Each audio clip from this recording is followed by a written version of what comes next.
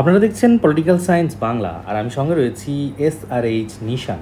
আজকের এই ভিডিওতে আমরা আলোচনা করব হবস, লক এবং রুশোকে নিয়ে এই SLST এক্সাম 2025-এ যেগুলি আমাদের মনে রাখতে হবে হট লাইন হিসেবে, অর্থাৎ একদম এক্সামের সূচনা লগ্নে আমরা পৌঁছে গেছি। এবার আমাদের আলোচনার বিষয় যেটা থাকবে সেটি হচ্ছে সেই সম্পর্কিত লাইনগুলি আমরা দেখব যেগুলি আমাদের এক্সামে আসবে।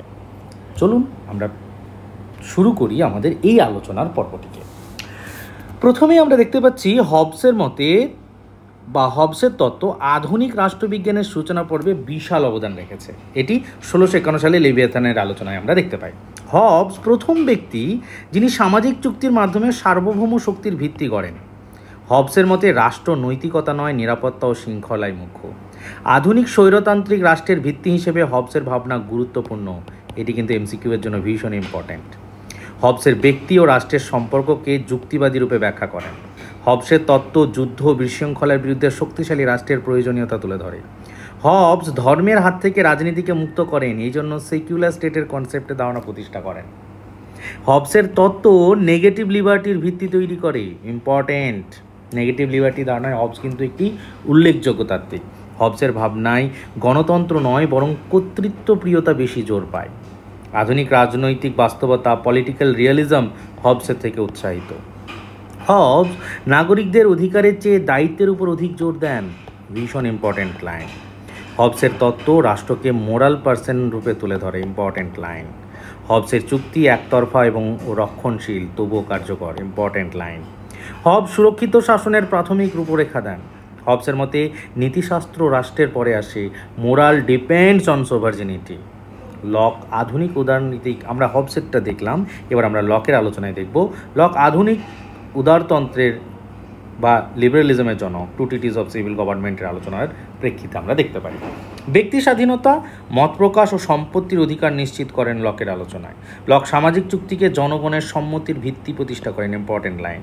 লকের প্রকৃতিগত অধিকারের আধুনিক ব্যাখ্যা, ন্যাচারাল রাইটস। লকের তত্ত্ব থেকে আধুনিক গণতন্ত্র, রুল অফ ল এর ধারণা গড়ে ওঠে, ইম্পর্টেন্ট লাইনস। জনগণের ইচ্ছা ও মতামতের গুরুত্ব সর্বাধিক, ইম্পর্টেন্ট লাইন। লক প্রথম বলেন যে জনগণের বিদ্রোহের অধিকার রয়েছে, এটা ইম্পর্টেন্ট লাইন। লকের ভাবনা যুক্তরাষ্ট্রের স্বাধীনতা আন্দোলনকে অনুপ্রাণিত করে, ওই যে গৌরবময় বিপ্লবের আলোচনায় তোমরা পাবে। ফরাসি বিপ্লবকেও লকের প্রভাব সুস্পষ্ট।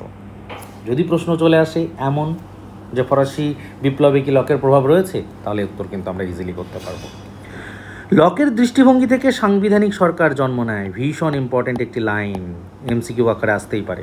মানবাধিকার ও নাগরিক অধিকার সংরক্ষণের কথা প্রথম উঠে আসে লকের আলোচনায়। লক যুক্তিকে রাজনৈতিক কর্তৃত্বের ভিত্তি হিসেবে ব্যবহার করেন, খুব ইম্পর্টেন্ট লাইন। লকের ভাবনা ব্যক্তি রাষ্ট্র সম্পর্কের ভারসাম্য রক্ষা করে। লক আইনের শাসন ও সীমিত সরকারের পক্ষে। গণতন্ত্রের আদর্শিক ভিত্তি গঠনের লকের অবদান কিন্তু অনস্বীকার্য। এই ছিল লকের আলোচনার ইম্পর্টেন্ট লাইন, যেগুলি আমাদেরকে মনে রাখতে হবে MCQ উত্তর করার জন্য। এবার আমরা আলোচনা করব রুশোকে নিয়ে। রুশো গণতন্ত্রের রূপকার, দ্য সোশ্যাল কন্ট্রাক্ট। জেনারেল উইলের ধারণার মাধ্যমে সামষ্টিক স্বার্থের পক্ষে যুক্তি দেন রুশো। রুশোর তত্ত্ব সমতা ও নাগরিক চেতনার প্রসারের পথে সহায়ক। রুশো নৈতিক স্বাধীনতা ও নৈতিক রাষ্ট্রের পক্ষে, ইম্পর্টেন্ট লাইন। আধুনিক প্রত্যক্ষ গণতন্ত্র জনপ্রশাসনের ভিত্তি রচনায় সহায়ক হচ্ছে রুশো। ফরাসি বিপ্লবের বুদ্ধিভিত্তিক জনক হিসেবে ধরা হয় রুশোকে। রুশোর সমাজ ও রাষ্ট্রকে নৈতিক মূল্যবোধে বেঁধে দেন, ইম্পর্টেন্ট লাইন। নাগরিকত্বের ধারণা রুশোর কাছ থেকে আধুনিক রূপ পায়, important line.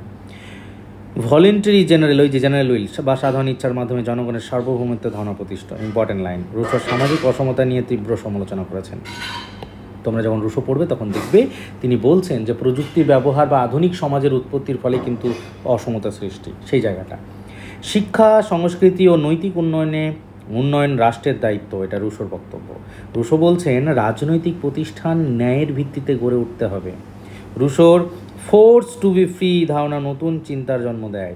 Force to be free, B remember line, এই লাইনটি মনে রাখতে হবে। রুশো যেহেতু বলছেন যে প্রত্যেকটা ইন্ডিভিজুয়াল পার্সন পার্টিসিপেট করবে, যদি কোনো ইন্ডিভিজুয়াল পার্সন পার্টিসিপেট না করে সেক্ষেত্রে ফোর্স টু বি ফ্রি, অর্থাৎ তাকে সেখানে অংশগ্রহণ করার জন্য ফোর্স করা হতে পারে বা ফোর্স করা হবে, এই জায়গাটিতেই রুশোর দ্বিচারিতা বা দ্বিমুখীনতা কিন্তু আমরা পাই।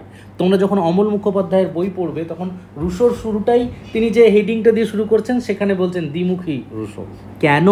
তিনি একদিকে বলছেন যে সাভার্জিনিটির ক্ষেত্রে প্রত্যেকে অংশগ্রহণ করে সোভার্জিনিটি তৈরি হবে, আবার তিনি বলছেন যদি এই সোভার্জিনিটির মধ্যে কোনো একজন ইন্ডিভিজুয়াল পার্সন বিরত থেকে যায় তাহলে তাকে ফোর্স টু বি ফ্রি করা হবে, অর্থাৎ তাকে ফ্রি করার জন্য ফোর্স করা হবে, তাকে এই অংশে আসার জন্য ফোর্স করা হবে। এবং কিভাবে হবে সেই ব্যাখ্যাটা কিন্তু রুশোর আলোচনাতে আমরা পাই না। এই জন্য রুশোকে কিন্তু দ্বিমুখী তত্ত্বকন বলা হয়। সার্বভৌমের আলোচনায় কোথাও গিয়ে রুশো তার আলোচনাটাকে সম্পূর্ণ করে যেতে পারেননি। এই আলোচনার একটা সমালোচকরা কিন্তু এটা বলে থাকেন, তো এটা কিন্তু মাথায় রাখবে। ফোর্স টু বি ফ্রি এই আলোচনাও কিন্তু রুশোর আলোচনা। রুশোর আত্মশাসনের সেলফ রুলারের গুরুত্ব বাড়ায়, নাগরিকদের সক্রিয় অংশগ্রহণ রাষ্ট্রের প্রাণ, এটা রুশোর বক্তব্য। হবস নিরাপত্তা, লক স্বাধীনতা আর রুশোর সমতার প্রতীক, ভীষণভাবে মাথায় রাখবে। এমসিকিউ আকারে কিন্তু ভীষণ ইম্পর্টেন্ট হতে পারে। হবসের নিরাপত্তা, লকের স্বাধীনতা আর রুশোর সমতার প্রতীক। সামাজিক চুক্তিতত্ত্ব রাজনৈতিক আধুনিকতার ভিত্তি স্থাপন করে, এটা কিন্তু ভীষণ ইম্পর্টেন্ট লাইন। সামাজিক চুক্তিতত্ত্ব রাষ্ট্রকে যুক্তিসঙ্গতভাবে বিশ্লেষণের পথ দেখায়, এটাও গুরুত্বপূর্ণ মনে রাখার মতো। কন্ট্রাকচুয়ালিজম গণতন্ত্র, মানবাধিকার ও আইনের শাসনের ভিত্তি। হবস একনায়কতন্ত্রে বিশ্বাসী, লক সীমিত সরকারে আর রুশো সরাসরি গণতন্ত্রে। ইম্পর্টেন্ট লাইন, এটা আমাদের মাথায় রাখতে হবে এমসিকিউ আকারে। সামাজিক চুক্তিতত্ত্ব ব্যক্তিকে রাষ্ট্রের কেন্দ্রে স্থান দেয়। সামাজিক চুক্তিতত্ত্ব রাজনৈতিক কর্তৃত্ব জনগণের সম্পর্ক ব্যাখ্যা করে।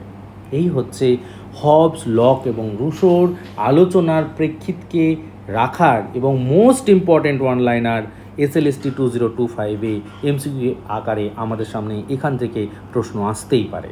ভিডিওটি ভালো লাগলে লাইক, কমেন্ট এবং শেয়ার করো। প্রত্যেককে ভিডিওটি দেখার জন্য ধন্যবাদ। আবার বলছি, যদি ভালো লাগে অন্তত একটি লাইক, কমেন্ট এবং শেয়ার করো। সকলে ভালো থাকো, সুস্থ থাকো।